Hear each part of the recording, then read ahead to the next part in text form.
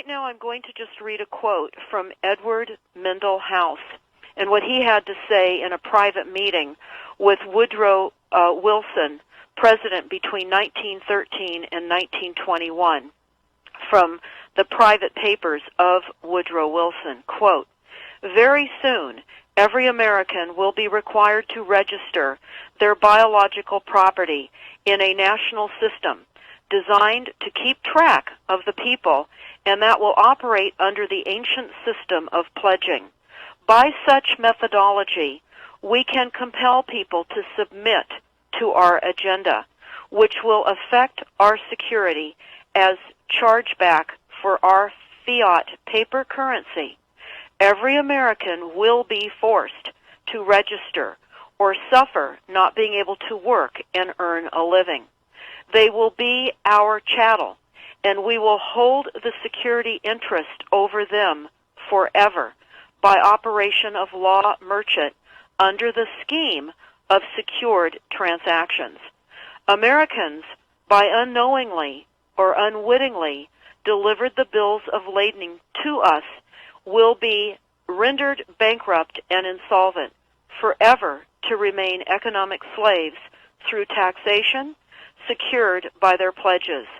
They will be stripped of their rights and given commercial value, designated to keep us a profit that will be none the wiser.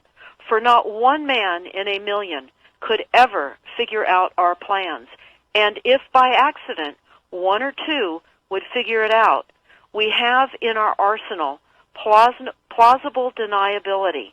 After all, this is the only logical way to fund government, by floating liens and debt to the registrants in the form of benefits and pledges. This will inevitably reap us huge profits beyond our wildest of expectations and leave every American a contributor to this fraud, which we will call social insurance. Without realizing it, every American will insure us for any loss we may incur, and in this manner, every American will unknowingly be our servant, however begrudgingly. The people will become helpless, without any hope for their redemption, and we will employ the high office of the President as our dummy corporation to foment this plot against America. Having established plausible deniability, even if people become enlightened that they had a remedy and pursued it, the attorneys, judges, and legislators could claim that they did not understand the people's claims, especially if the technical requirements for achieving it were not followed pursuant to statutory requirements. Requiring the public schools to teach civics, government, and history classes out of federally approved, politically correct textbooks written by the publishing houses owned by the owners of the Federal Reserve would assure that the people would not discover the remedy for a long time, if ever.